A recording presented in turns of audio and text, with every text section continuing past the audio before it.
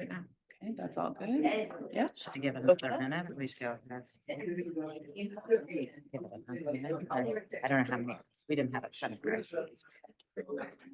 Oh, thank you. Oh, because I got my hair, so he styled it. Well, yeah, it's been hard for me to, yeah, so he actually, I mean, I can't do anything, so it looks really nice.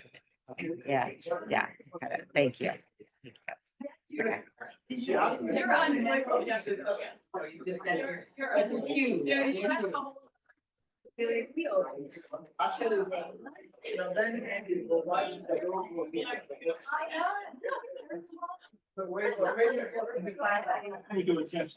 Okay.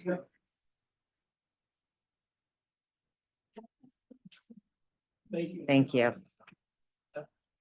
Good afternoon, everyone. It is really so lovely to see so many faces in this room, people online, and then, of course, our very special guests today, all here to celebrate Dr. Taha.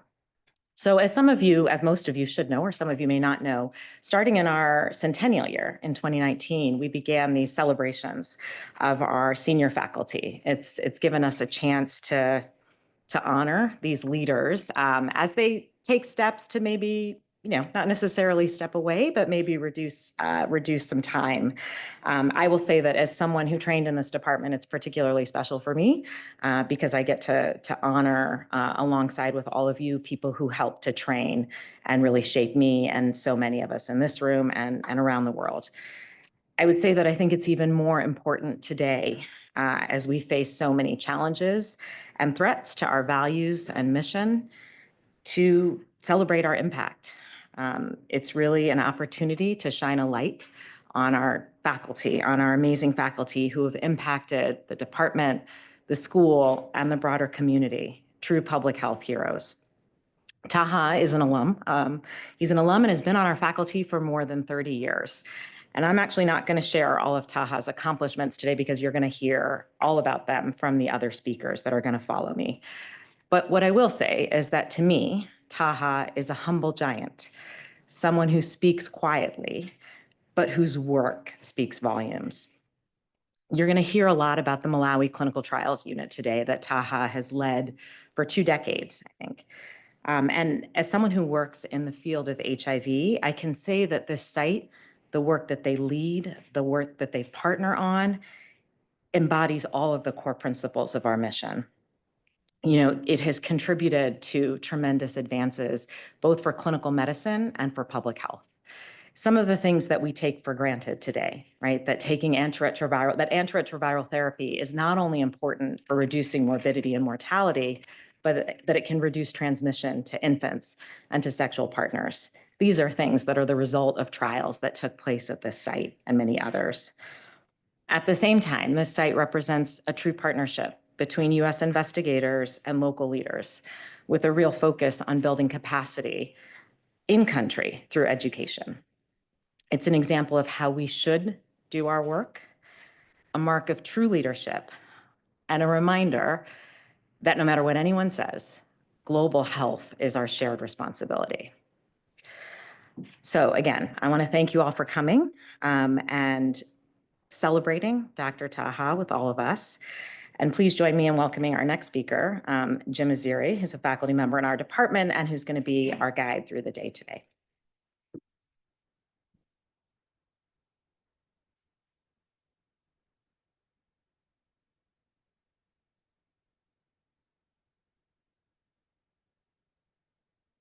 Ladies and gentlemen, esteemed colleagues, and our dear honored invited guests, good afternoon. Good to see you all in person. Quite frankly, for many of you, it's been a while. We also have colleagues who are joining us online via Zoom. And I think we're also expecting folks to call in from Africa, particularly from Malawi. I know it's very late there, but I know they really love Taha, so I wouldn't be surprised to see them joining us.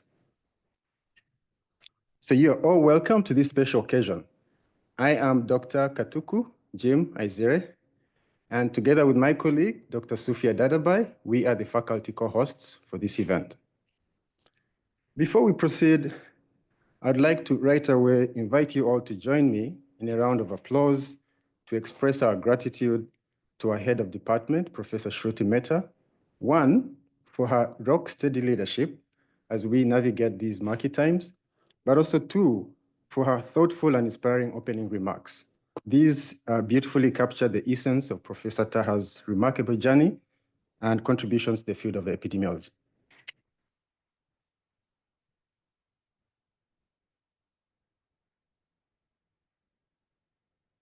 I would also like to add my voice, and please join me in doing so, in congratulating Professor Taha Taha on this momentous occasion as we recognize his lifetime accomplishments and contributions to the department through his service, teaching, and his research, international research, as you've heard, that has invariably impacted on the global community.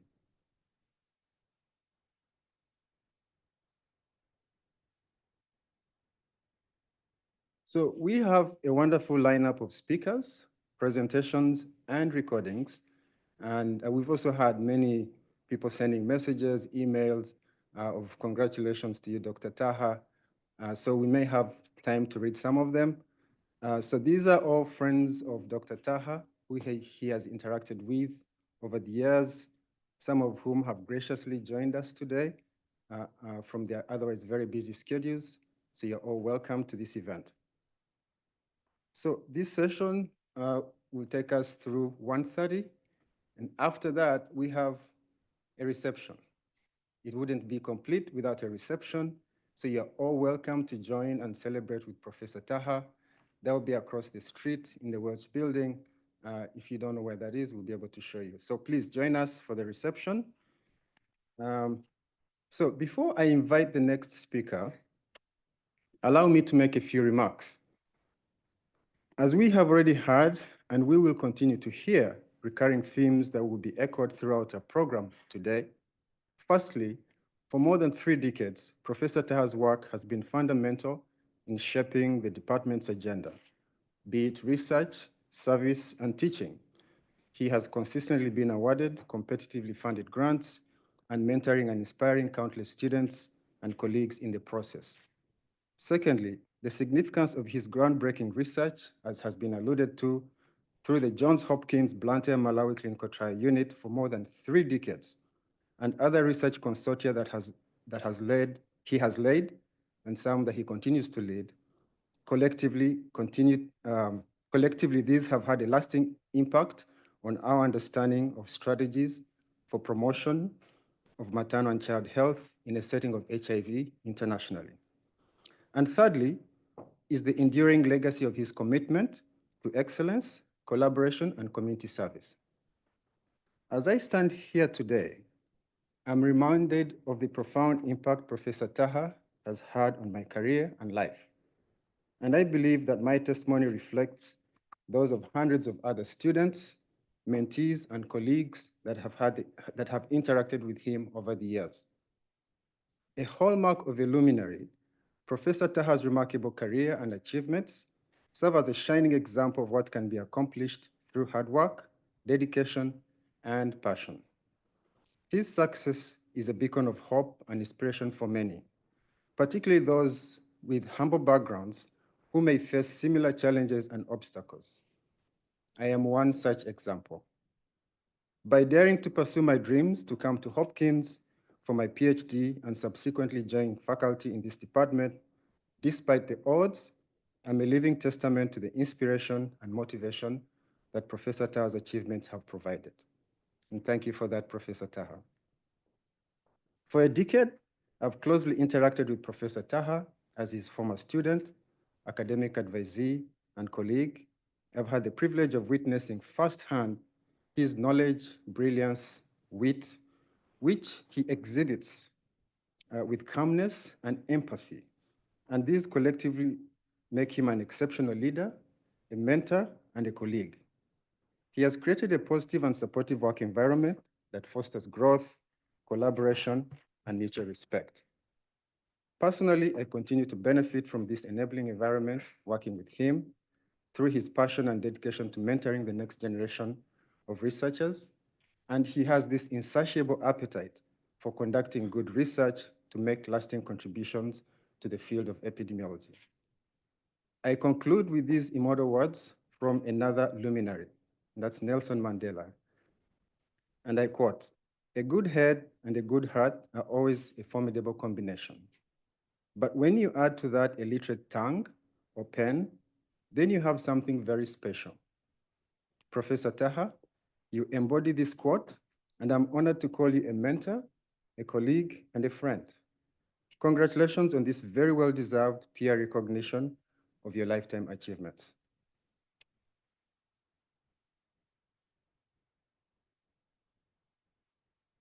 At this point, ladies and gentlemen, I'm going to invite, it is my pleasure to introduce our distinguished speaker, Dr. Lynn Moffinson, who has graciously joined us today to pay tribute to Dr. Taha on his recognition for his lifetime professional accomplishment. Dr. Moffinson is a renowned pediatric infectious disease specialist and a longtime colleague and friend of Professor Taha. With a career span of more than 3 decades, Dr. Moffinson has made significant contributions to HIV research and policy, and her work has had a profound impact on our understanding of the maternal and pediatric health in the context of HIV. For 26 years, Dr. Moffinson worked at the Eunice Kennedy National Institute of Child Health and Human Development at the NIH, where she was the branch chief for the maternal and pediatric infectious disease branch. While there, she oversaw the development, supervision, and direction of research studies in pediatric, adolescent, and maternal HIV infection, including conduct of pediatric and perinatal trials. In 2012, Dr. Moffinson received the Samuel Heyman Service of America Medal as Federal Employee of the Year in recognition for her work on prevention of pediatric HIV transmission. This is one of the highest civilian awards in government service. Following retirement from the NIH in 2014, she continues to serve as a senior HIV technical advisor at EGPAF. This is the Elizabeth Glaser Pediatric AIDS Foundation, where she continues to do research, implementing most of the work that she began at the NIH. Today, Dr. Moffinson will share with us her reflections on Dr. Taha, on Dr. Taha's remarkable career, highlighting achievements, his legacy, and the indelible mark that he has left on our HIV community. As we honor Professor Taha and celebrate his dedication, passion, and commitment to excellence in the promotion of maternal and child health, please join me in welcoming our distinguished guest and speaker, Dr. Lynn Moffinson.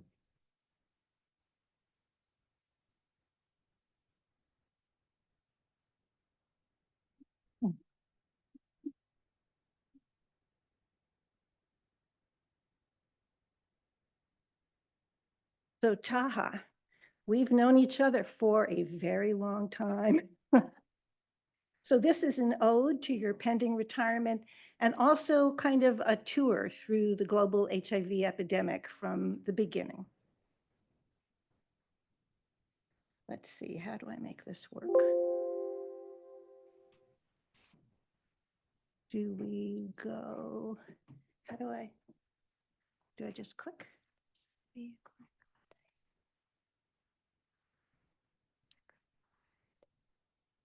Maybe it's click Mhm. here next.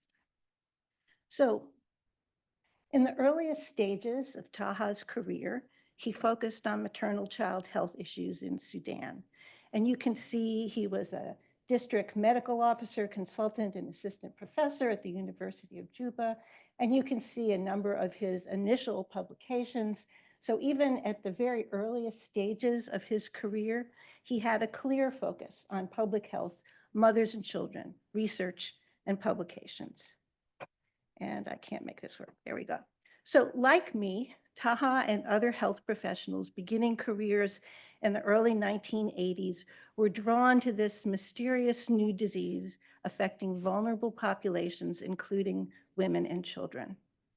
So the first cases of pediatric AIDS were reported to the CDC in 1982, about 18 months after the first case report in adults, first in pediatric hemophiliacs and transfusion recipients, but then in children without such risk factors, And by 1983, reports of AIDS among US children born to parents with recognized risk factors for HIV were published from New York, New Jersey, and Florida. So in the United States in the late 1980s, approximately 1 in every 4 pregnant women living with HIV had an infant that was infected with HIV. And it was recognized most pediatric infection occurred through transmission from mother to child, exact timing unclear. And by the early 1990s, more than 16,000 perinatally infected children had been born in the US with a critical need for prevention. However, at that time, there were no specific interventions to prevent transmission other than for a woman to know her HIV status, and if infected, to not get pregnant, and if pregnant, to not breastfeed. So initially, prevention of perinatal HIV transmission was focused on high-resource countries. And AZT was approved by the FDA in March of 1987 for treatment of non-pregnant adults with HIV and low CD4 count. But given the availability of AZT with the known association of perinatal transmission with viral load and the high mortality of pediatric AIDS, pediatric and obstetric researchers proposed giving AZT to infected pregnant women to reduce perinatal transmission. However, this was highly controversial at the time, giving a potentially toxic drug to pregnant women and exposing their fetuses, and it required a special FDA hearing on ethics to be able to move forward with this trial. And you can see some of the amusing pictures here. There we go. So PACTG-076 was the first trial. This AZT regimen was designed to be a kitchen sink to target every single potential time point of transmission that we could think of. It enrolled women with a higher CD4 count who didn't require treatment for their own health and gave AZT during pregnancy to target in utero transmission, gave it intravenously during the interpartum period as pre-exposure prophylaxis for the infant, and then gave it to the infant for 6 weeks to target postpartum, post-exposure prophylaxis. So the DSMB halted this trial early in February 1994, seeing a 68% reduction in infection. And this was the first demonstration of treatment as prevention. So there was rapid translation of these trials results into practice in the United States. Within 3 years, there was already a 65% reduction in perinatal infection, and within 10 years, 97%. So after 1994, once interventions in resource-rich countries were implemented, attention turned to the developing world late as always, where most pediatric infections were occurring. And given the need for breastfeeding for child survival, about 40%, almost 1 in 2 pregnant women living with HIV had an infant infected with HIV. And by 1994, in contrast to the 16,000 in US, 1 million HIV-infected children were estimated to have been born. And by 1999, this doubled to over 2 million, with over 500,000 children infected in 1999 alone, most through perinatal transmission. And here, at least in my experience, we have the entrance of Taha. So this was a poll for HIV. Taha was working in Malawi, and he rapidly recognized the need for prevention, and particularly prevention able to be implemented in Africa. And the 076 regimen at that time was felt by the World Health Organization and many people as unimplementable in Africa.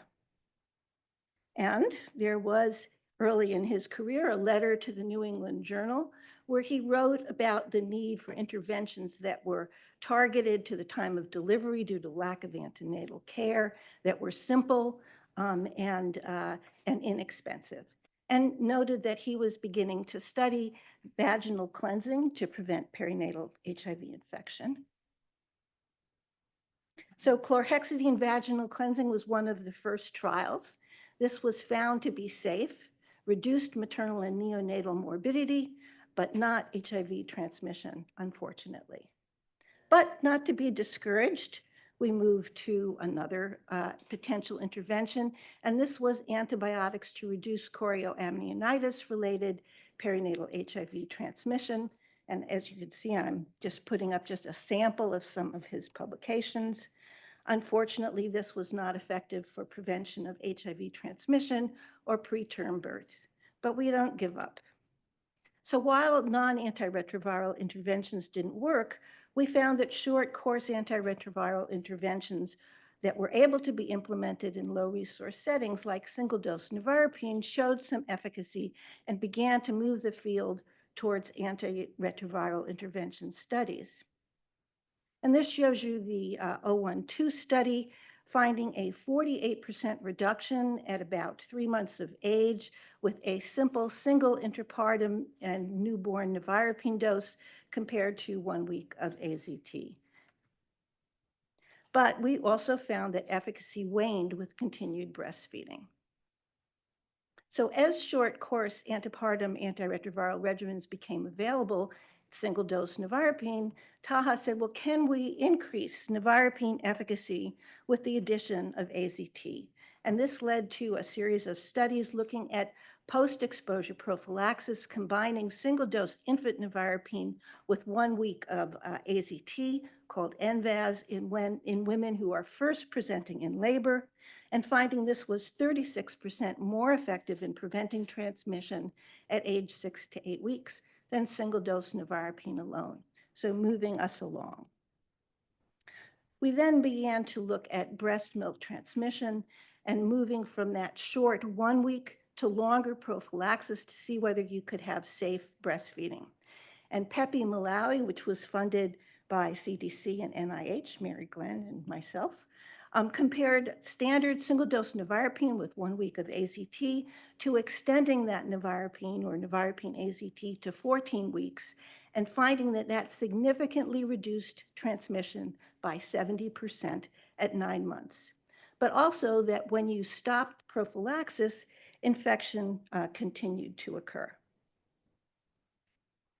Now, a secondary analysis of Pepe Malawi, looking at after infant prophylaxis had stopped and infection was still occurring, looked at mothers who were receiving antiretroviral drugs and found that postpartum maternal antiretroviral drugs significantly reduced further breast milk transmission.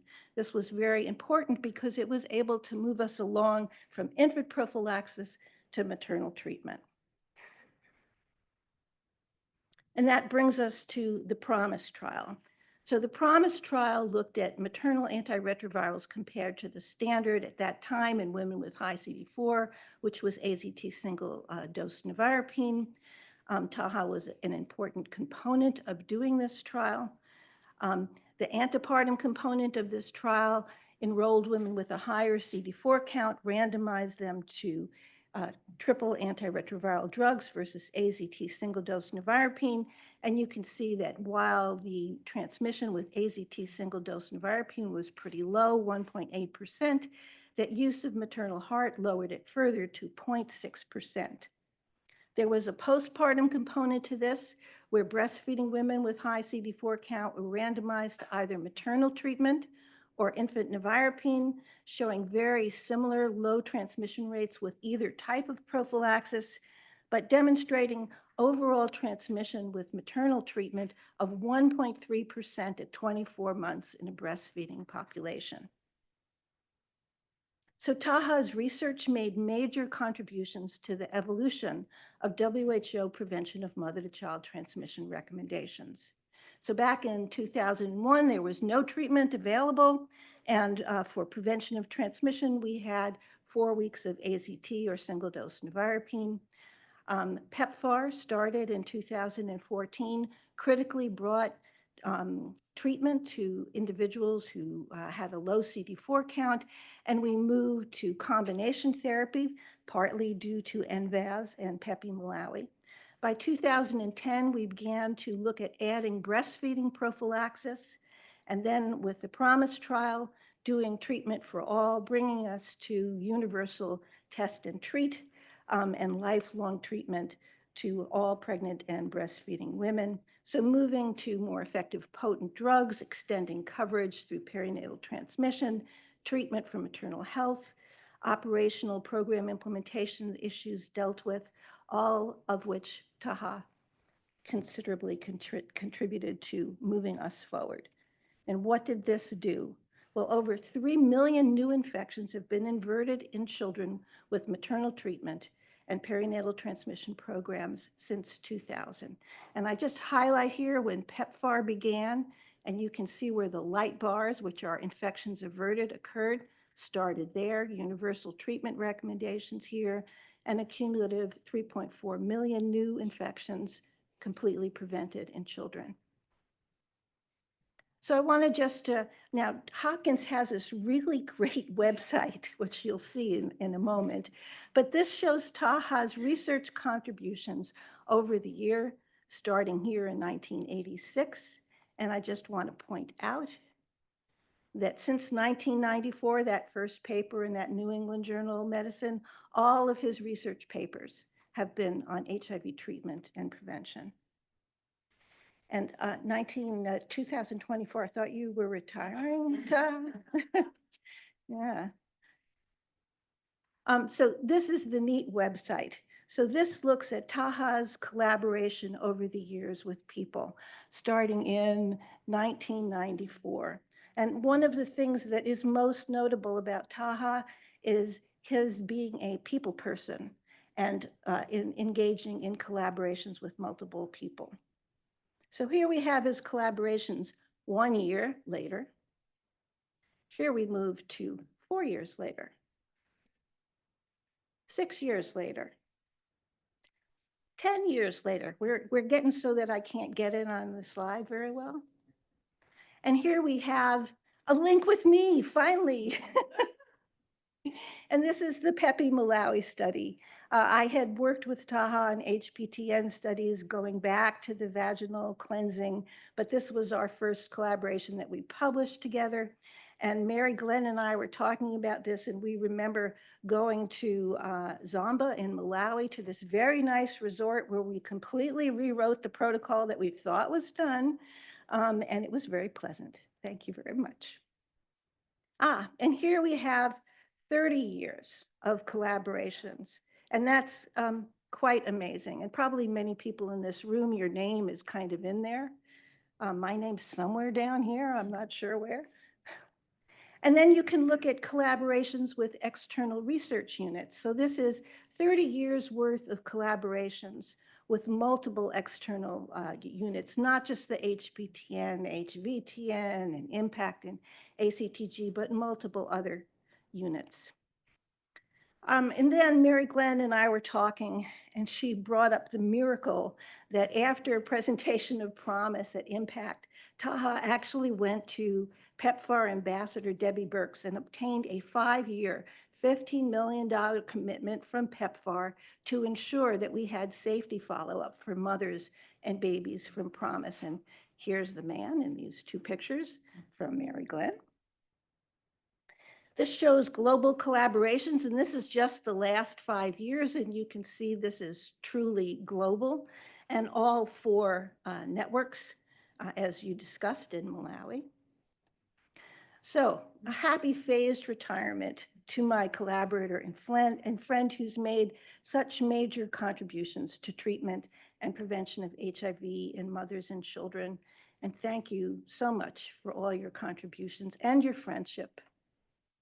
And my husband says that you should plan a real retirement and that I am not a really good example for you.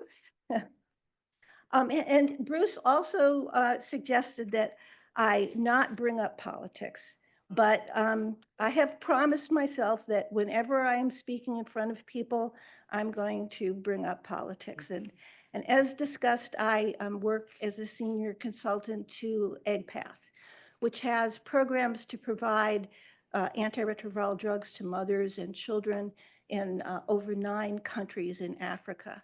This has been completely shut off. Do not believe that there is a waiver that's allowing life-saving treatment to occur. It is not occurring. People are not there. And 2 days ago, our programs in Lesotho, Eswatini, and Tanzania were completely closed down, as well as the SMART for TB program that Hopkins was doing, looking at TB treatment in children and women. And the reason I'm bringing this up is I want everyone to please stand up and speak for mothers and children. Call your relatives in red states. Have them call their congressman. This is not acceptable. We're seeing 30 years of work kind of go down the tubes. And so I just ask everyone to please speak up. And I'm sorry for bringing the politics up, but anyway, thank you, Taha. That's it.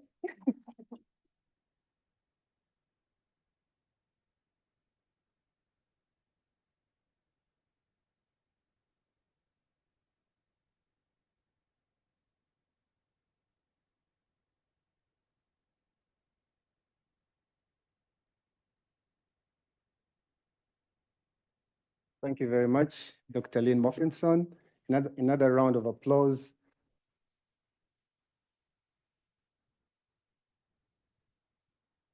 Your remarks beautifully summarized the evolution of the prevention of mother-child transmission landscape, over 30 years, and also adequately captured the impact that Dr. Taha played in that time. So we thank you. Again, we looked up to you, Dr. Lynn Moffinson, Dr. Taha, as well as Professor Mary Glenn, who's here present, as this golden era of extremely talented, young clinicians and researchers. And we're happy to see that this has had an impact, a lasting impact on many mothers and children in HIV-affected homesteads back home in Africa. We really appreciate that. Thank you. So now we are going to go to the next segment, and I'll turn this over to Dr. Sufia Dadabai, my colleague. So she's faculty in the department, but she's also the clinical trial unit's country director, resident in Malawi. So she's done such a great job for the team, and she just flew in this morning. And we really thank you for coming, Sufia. Take it.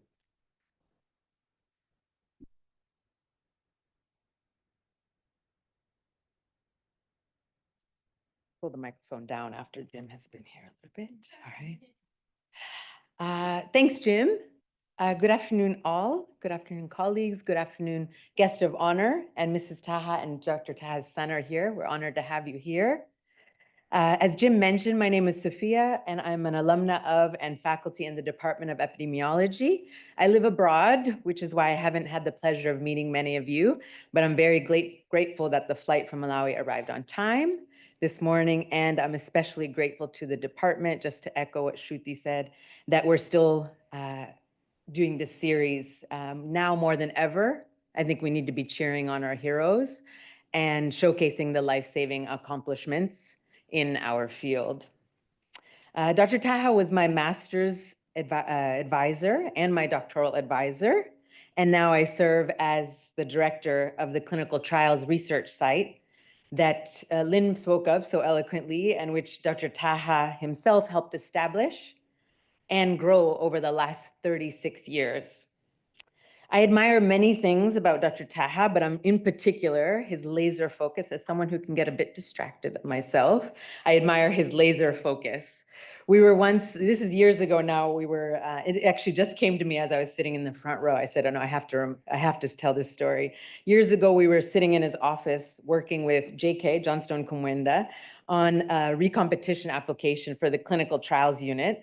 And we had an admin assistant, some of you might remember Jessica.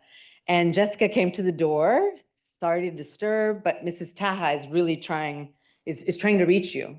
Dr. Taha says, thanks for the message. Please tell her that, I'll call her back later. A few minutes later, knock on the door. No, Taha, Dr. Taha, Mrs. Taha is really trying to reach you. There's a storm and the house is flooding. Dr. Taha pauses and he says, but is anyone drowning? No? Okay, section 4. And he just went straight back to it. And we were on hour 7. We're like, oh, the flood is going to save us. We can break for the day. No chance. We kept going. And so his laser focus is something I always admired and think about. And that story always brings a smile to my face. But I'm actually not here to share my reflections about Taha today. Today, I've been sent by Malawi. I've been sent by my Malawi team. So I'm representing our team of 120 plus dedicated, multi-talented research staff in Malawi. That includes lab techs, and pharmacists and driver. Most of them are actually all farmers as well, but lab techs and pharmacists and drivers. We have community recruiters, research physicians. They couldn't all be here today, obviously. So we've prepared a short video montage for this special occasion. And actually, when we first met the videographer and said we'd like to make a video tribute for our big bwana, that in Chichewa means big boss, the videographer's response was, yes, I'm available, and I'm deeply sorry for your loss. And I said, my loss? Who died? Oh, Taha. No, it's not that kind of tribute. Taha is very much amongst the living. It's a different kind of tribute. We're celebrating his achievements. And Dr. Taha, the Blantyre team, I think you know this, but really treasures your visits, and especially your life advice. That everyone gets a dose of. If you've got 5 minutes with Dr. Taha, he'll ask about work, but he'll also ask about education and your farms, and you'll hear a little bit about that in the video. So we hope you enjoy the heartfelt messages in the video. I think it's about 4 or 5 minutes, and then I'll take the stage with a few other reflections from colleagues. But over to AV. Thank you.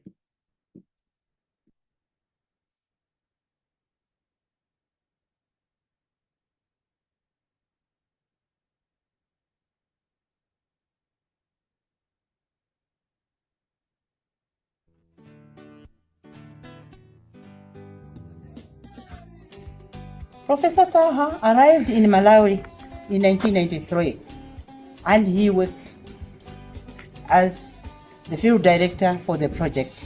And this was his first office, Mandara Flats number 4. We regard Dr. Taha as our father. I've always looked up to Dr. Taha as my father. Very caring, mentor. Very passionate. Professor Taha is very passionate about the lab. Career progression advice as well as life in general. I admire you for your integrity, your good humor, your sense of proportion, and for being a remarkable human being and friend. He was very strict, yes, but at the same time, he was a good man. He relates with everyone at individual level. He called me from the US, and his message was, Mark, don't be scared to take up leadership positions within College of Medicine. So I'm very grateful that Dr. Taha gave me an opportunities, because the MPH, the experiences that I got from Hopkins, the knowledge and everything, gave me a very competitive edge. My favorite part of these years has been the Lebanese cuisine introduction, but also the various things I've learned about research as a public servant in Malawi. He is always interested in the community engagement. He always wants to know what are people saying that's from the community. So he will go like, Dalito, do you have land? Are you involved in farming? Do you have any other source of income apart from employment? He has not just said that to me only, but to many others. He would invite us to his house, and the whole team would feast on his food. That was very great, and we all loved what he did to us. And I reflected on that phone call, and then I later on became vice principal, not long after that, of the College of Medicine, but the rest is history. I'm now the founding vice chancellor of the Kamuzu University of Health Sciences, and every time I sit in my chair as VC of QUIS, those words does come every now and then into my mind. That phone call it was probably one of the turning moments in my life, and probably defines where and what I am now. Then you embarked on your research in HIV and childhood morbidities associated with that, as well as maternal transmission. This was great work, and I felt inspired by the work you did. I involved in the more pediatric side. You're an inspiration to a lot of people, Taha. There was one time when I had to go to the USA to spend 2 months in Professor Susan Eschman's lab. I was doing genotyping work that time, so I felt that was very supportive. We cherished his stay in Malawi throughout up to the time when he left in 1996. I'm grateful again because every time he comes to Malawi, he checks on me. We usually have dinners and, just a chat to catch up. My best wishes, and I honor you. Thank you. Thank you. Thank you. Thank you so much, Taha. Thank you, Dr. Taha, for everything. We are happy for you. We appreciate you.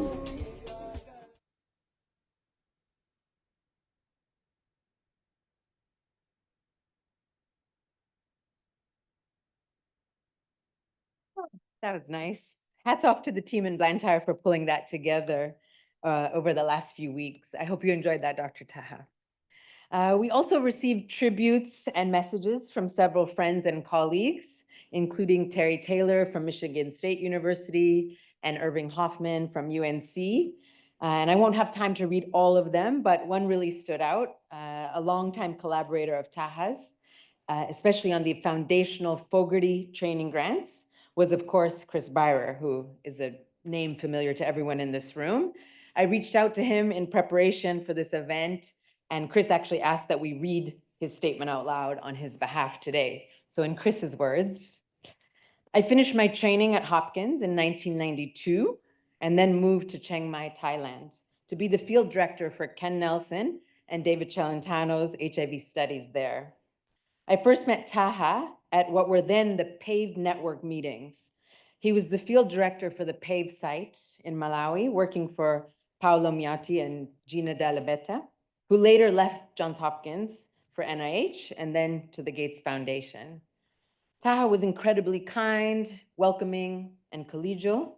We came back to Baltimore around the same time when I took over the Hopkins Fogarty AIDS International Training Program, ATERP is the name we knew it by, from the late Harvey Fishman. We had less than a year to recompete the grant, and it was incredibly important to Taha since ATERP was supporting the training of his large and growing Malawi team. Happily, we were refunded for 4 more rounds, so we had 20 years of training and research support from Fogarty. And during that time, Taha's program grew into one of the largest HIV research enterprises at the school.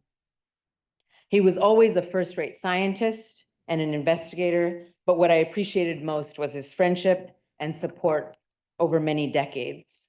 A special memory was when Taha hosted a large group of researchers working on HIV in Africa after the 2000 International AIDS Conference, the first ever in Africa.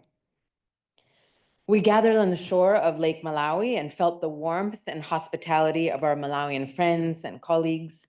And I remember thinking what an astute and kind leader Taha was for this wonderful group. His accomplishments will last, as will his great legacy of advancing HIV research in Malawi and the region. So it was lovely to hear from Chris, and I thought he shared some great memories and heartfelt sentiments.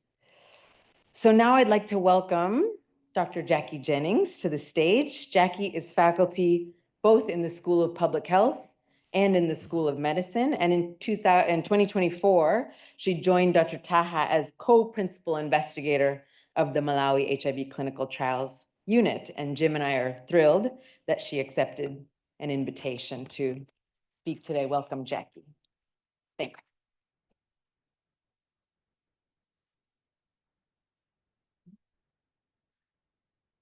Thank you. It's a pleasure to be here. Those are tough acts to follow, but of course, Dr. Taha is a tough act to follow, but on the other hand, I don't feel I have to compete at all. He is so generous in spirit, as you've seen and heard, and really in everything that he does is a leader and a teacher and somebody who is so supportive. So I am thankful personally, Dr. Taha, for the impact you have made on me and my career. All right, let's see. So you've heard a lot about his extensive contributions to improving health outcomes through his work on HIV/AIDS, malaria, and maternal child health, with a particular emphasis on the maternal child health, and his conduct of an enormous amount of work related to studies in HIV, sexually transmitted infections, malaria, and other tropical diseases.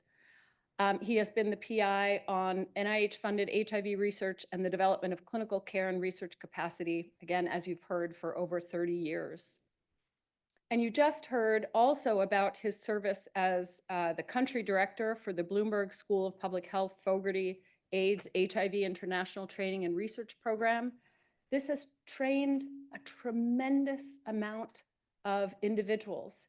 And what Taha has been dedicated to over his time working in Malawi and with Malawians is the development of people and the development of a research infrastructure and an investment in the people. All of the individuals that Sophia talked about, the 120 people, are largely, if not all, from Malawi. Not all, but most are from Malawi, and many, many have been trained here in the School of Public Health, thanks to Dr. Taha. So I'll just cover a little bit. I'll do a little review of what Lynn covered for us, but sort of from a slightly different line.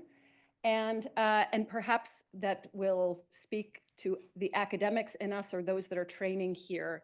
Oh, and I should say, sorry, I didn't fully introduce myself. So Jackie Jennings, I'm a professor in pediatrics, but I like to say I was born and raised here in the Department of Epidemiology. This is where I did my training. So it's lovely to be welcomed, homed here to honor Dr. Taha. And I see many familiar and wonderful faces here, both people that trained me, but also that I helped train. And one of the reasons I'm up here is not only that I'm now working more closely with Dr. Taha, but that we have spent the last 20 years co-teaching, or rather my assistant teaching, the course called Epidemiologic Inferences on Outbreak Investigations. And just a little note that all of this work that Dr. Taha was doing, and as you'll see, all of these incredible publications that have had an enormous impact in the field, he was doing all the while teaching next to me. And I had no idea of the incredible giant that I was standing next to. There was only one time I remember when he said, "Oh, could I miss class today? There's a very important press release that we have to put out." And I'll note, I think I know which one it is now, but there was only once where otherwise he consistently showed up every single time and was present, fully present. That's the other thing you'll know about Dr. Taha, is that he is always focused and present and with you and kind and very much a person with you as well as a scientist. So here we see one of the studies that he's a co-author on that was the early initiation of ART, that showed that early initiation of ART reduced rates of sexually transmitted HIV and clinical events, indicating both personal and public health benefits for such therapy. This was funded by NIAID. I think right now more than ever, it's important to demonstrate where and why this study came about. So funded by NIAID and others, and the HPTN 052 clinical trial, which you heard about from Lynn. This publication alone has almost 9,000 citations, so an enormous impact. And then another sister publication, which has almost 2,000 citations, and this was an interim analysis of the HPTN 052 trial that showed that ART prevented more than 96% of genetically linked infections caused by HIV-1 serodiscordant couples. And then ART was then offered to all the patients with HIV infection in the study, and included more than 5 years of follow-up to assess the durability of the therapy. So an amazing study, things, again, somebody early talked about, I think it was Dr. Shruti Mehta that talked about some of these things we take for granted. Well, actually, Dr. Taha was very involved and a part of this fundamental work that has changed the trajectory of HIV. Then this paper in 1998, so I come more firmly from the field of sexually transmitted infections. And I was probably 7 years ago in a research forum where Dr. Jeannie Marazzo, who's now the head of NIAID, gave a talk on bacterial vaginosis and the microbiome, the vaginal microbiome. Well, Dr. Taha was studying this way back in 1998. So here's a paper published in AIDS that showed that, that suggested that progressively greater disturbances of vaginal flora increase HIV acquisition during pregnancy and postnatally, and suggested that the screening and treatment of women with BV could restore normal flora and reduce susceptibility to HIV, funded by NIAID and the HPTN 052 trials. And this has 860 citations. Another study published in JAMA in 1999. Some of us just hope in our lifetime to publish in some of these premier journals. Taha, if you look through his publications, has published many, many times in these premier journals, which just demonstrate the impact of the work that he has done and the impact on populations and on clinical care. So this one talks about HIV transmission through breastfeeding. This was a study in Malawi. It suggested that the risk of HIV infection is highest in the early months of breastfeeding, so it was really important formative study. And that should be considered in formulating breastfeeding policy recommendations. This was funded by the National Cancer Institute and the NIH, and the HIV-Net program. NIAID provided the infrastructure and supplemental funding, and this has 575 citations.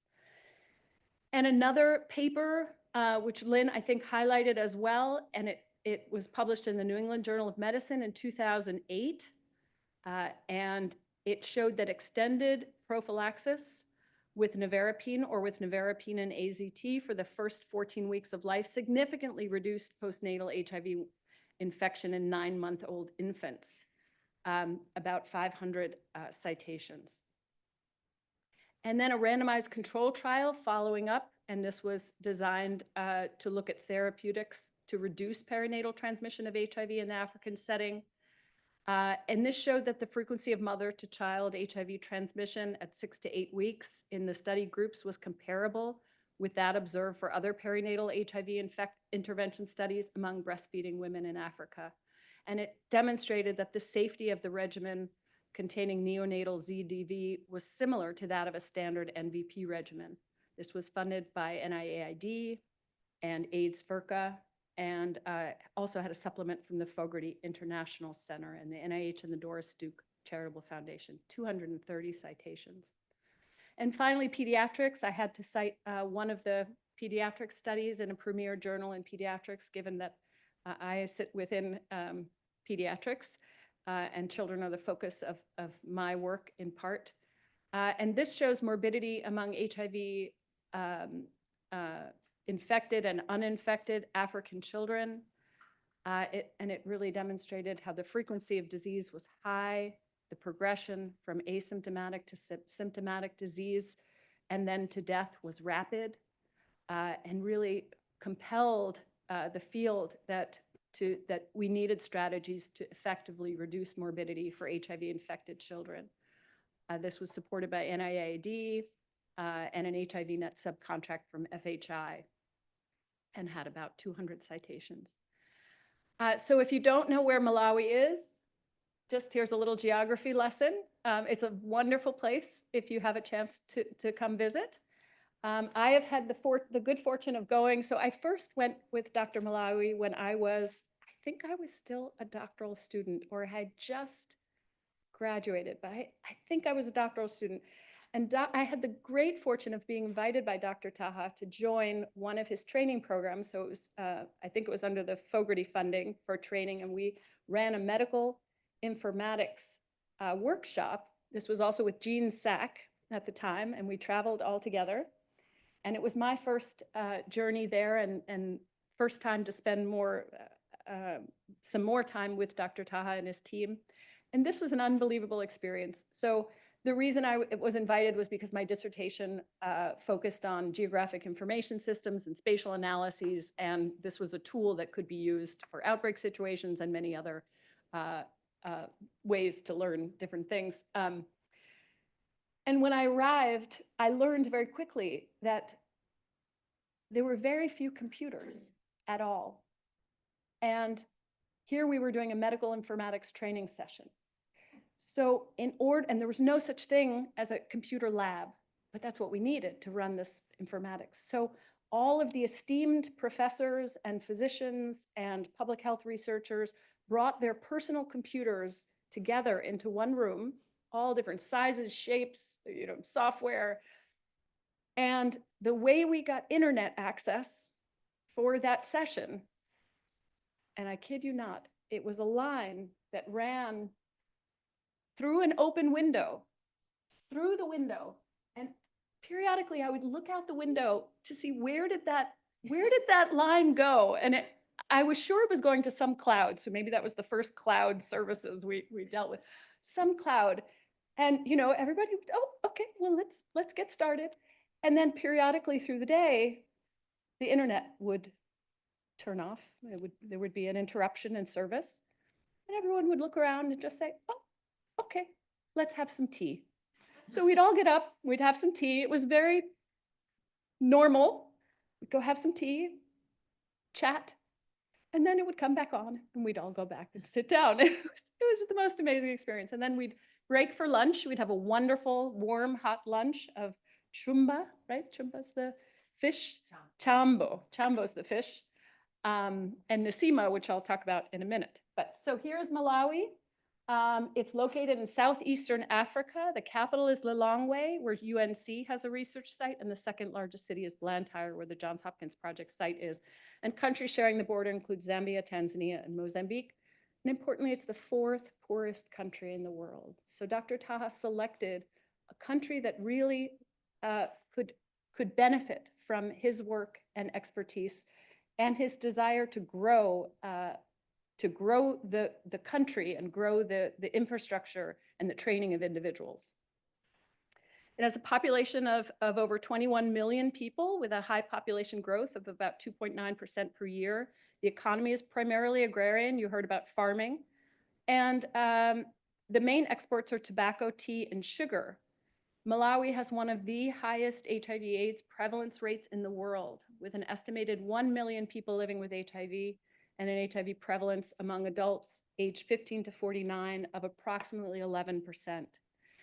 And what's also interesting about this story is this is part of the legacy of Frank Polk, who first traveled to Africa and with some premonition said that one of the epicenters of the HIV epidemic in Africa was going to be Malawi. And there should be a research site and a place to develop clinical care in Malawi. And if I have the story right, Dr. Taha, but certainly you and maybe Dr.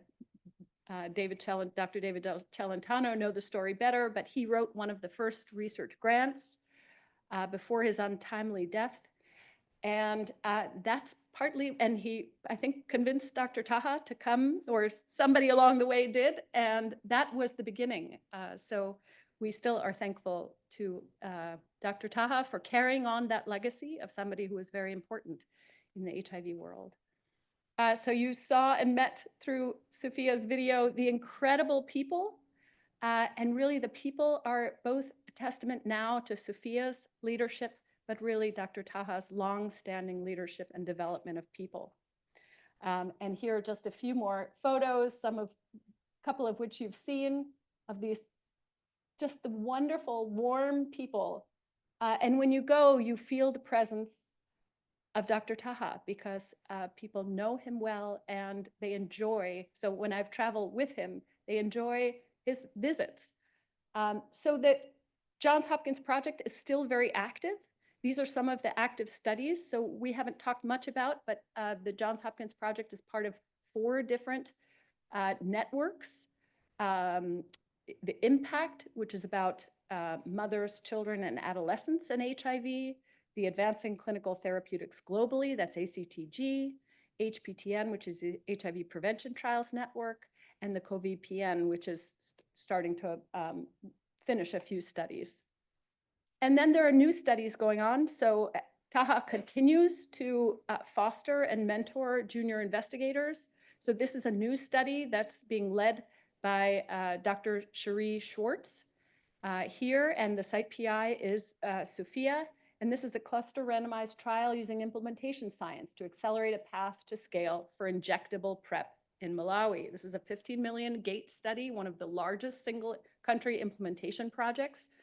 And this will roll out injectable long-acting I can never say the word cabotegravir PrEP alongside oral PrEP. There's some words that just get me, but so the legacy goes on. Now, on a personal note, so what you've heard also, and in the video, was that Dr. Taha often is free with his advice. When you have time with him, he will share little nuggets from his own life, or he will ask you about your life. One of those is his focus on longevity. So what I learned very quickly when I visited in Malawi was that slowly it would come up that people were following Dr. Taha, who, if you don't know, he fasts during the day and only eats once a day at night. And then I sort of slowly learned that others were doing this all around me in Malawi. And I thought, oh my goodness. So when I came home, I said, okay, I'm going to try this. Well, I failed miserably because I couldn't do it. But things like this and recently you circulated a study around the importance of moderate and moderate to extreme physical activity as a way for longevity. The other thing you'll hear when you're sitting with lunch with Dr. Taha is he will share with you his love for Nasima, but his Nasima. So he has a very special recipe that he will share with you on multiple occasions. And so I invite you to ask Dr. Taha, what is Nasima and what is his special recipe and what makes it different? And maybe I should be attributing this to someone else in the household. So again, I just want to say a personal thank you and a thank you from so many of us for your pioneering research, findings that have significantly advanced the field of HIV prevention and treatment, particularly the context of mother-to-child transmission. Your work has had a profound impact on public health globally, and you would never know it from your humble giant. I think that's what Dr. Shruti Mehta spoke about. You are a humble giant. So many of us would never even realize how much you have been able to contribute. And I also just want to add that we thank the Ministry of Health of Malawi and the staff of the Johns Hopkins University and KUHES for their active and dedicated collaboration with Dr. Taha and his team. So thank you, Dr. Taha. It's really a pleasure.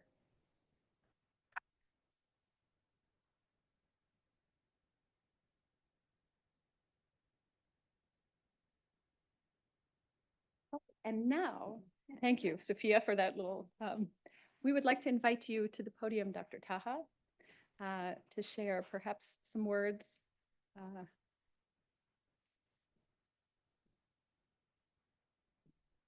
And do you need?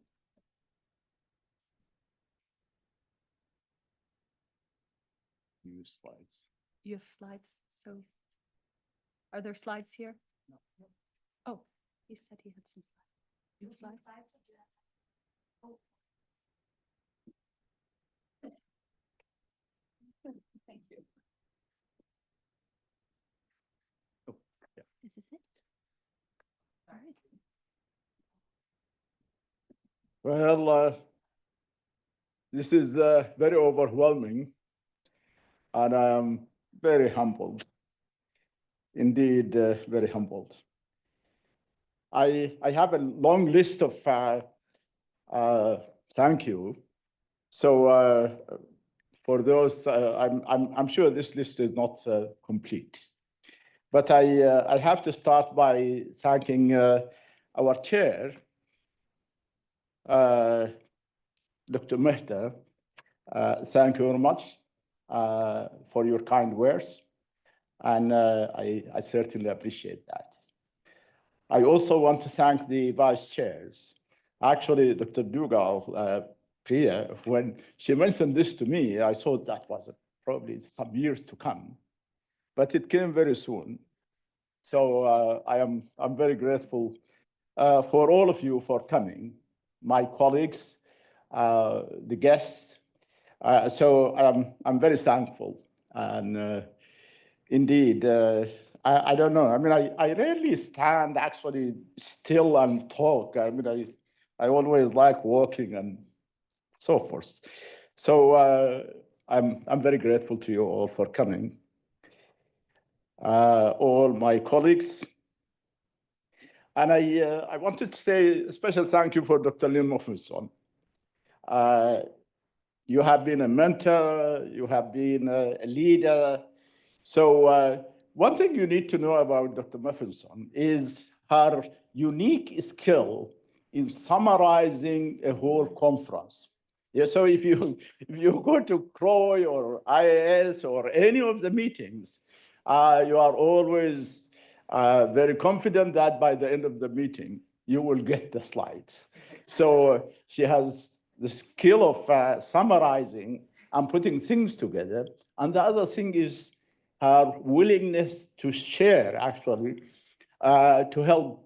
And that is how she provided guidance, mentoring. As we explored together, we learned a lot from you. So thank you very much for your service. And you said you will not talk about politics, but every one of us probably these days are just, I mean, if you want to know what is going on in Malawi, just have a chat with Sophia. And I have been there last month, and we did receive those notes.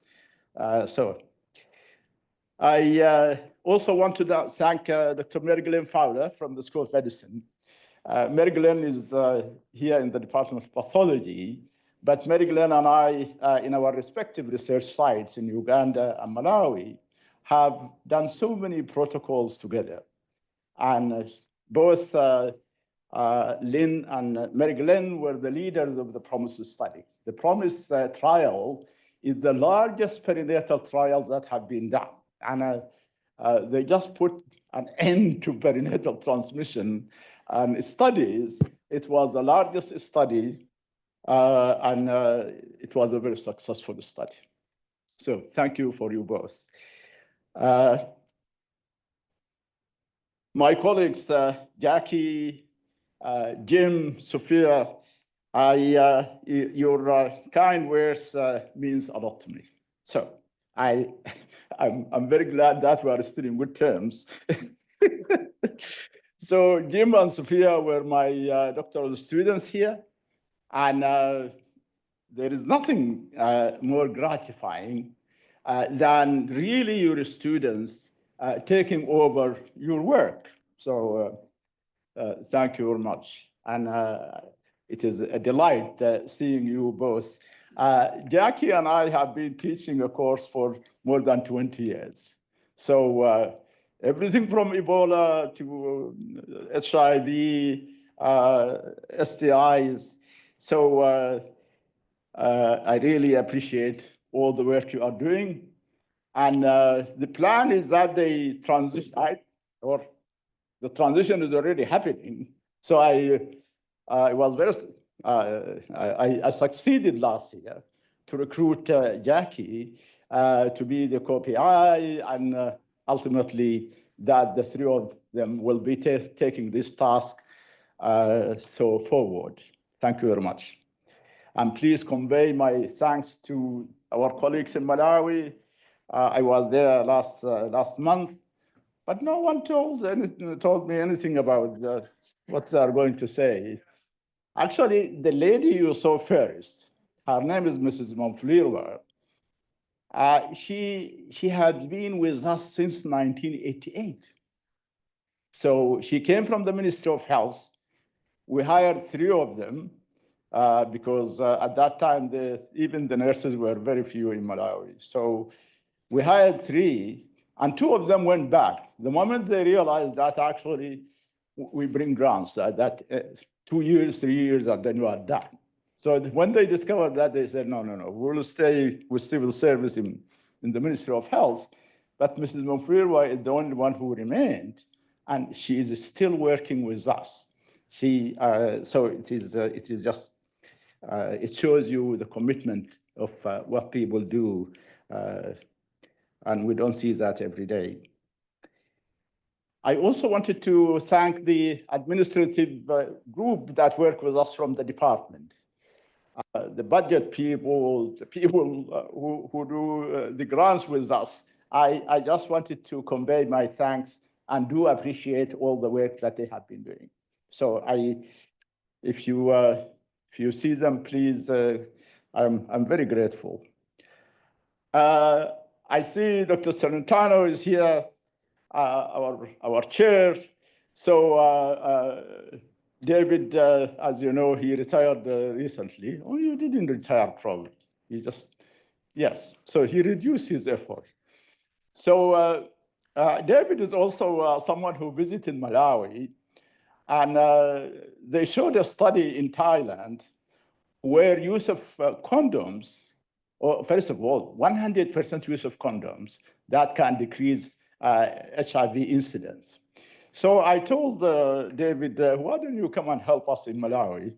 So he came with me, and David is still, I can tell you, condom use in Malawi is still 5 or 10%. So, but I do appreciate your findings from Thailand. I also wanted to thank my family, my wife and my son, one of 3. So the other 2, I couldn't get hold of them. They are out of state. So they have been very supportive. Many times, I actually told them a few years ago that I want to retire. So they said, stay where you are. You don't have any skills as far as a retiree. You don't know golf, or so tomorrow we'll find you sitting in front of the computer writing the same thing, mother-to-child transmission. So I reluctantly accepted their decision, but thank you very much. I will show you a few slides, but before then, I wanted to ask or say a few things about how did I go to Malawi? So I went very reluctantly, and for there is any still young colleagues who want to explore, I will tell you, never say no to an opportunity that comes to you. Go and try it first. So my colleagues here, they told me, you should go to Malawi. So I said, no, I can go to Port Harcourt in Nigeria or any. Okay. So I just thought going to Malawi is not in my, I mean, I didn't know about Malawi. Actually, the entire Southern Africa was closed. South Africa was still under the apartheid regime. And all the other African countries in that region, they were fighting with South Africa. So it was not a stable place. Me being African, we never knew about the countries in Southern Africa. In fact, in Malawi, whenever I went to put gas or something, we lived there for 5 years. So whenever I went to a grocery store or put gas, they thought I am actually from Mozambique, because half of the population of Mozambique was living as refugees in Malawi. So they counted me with the refugees there. Okay. I'm really sorry. So let me just very quickly go over. So how can I? This one? This one, actually. So you already saw. Yeah. I think we will try to continue across the street. Thank you, everyone, for attending, and thank you, Dr. Taha. Thank you. Okay. Thank you very much. We will continue the other. Thank No you so problem, much. no Sorry. problem. You can. Yeah, I will. Okay. Thank you.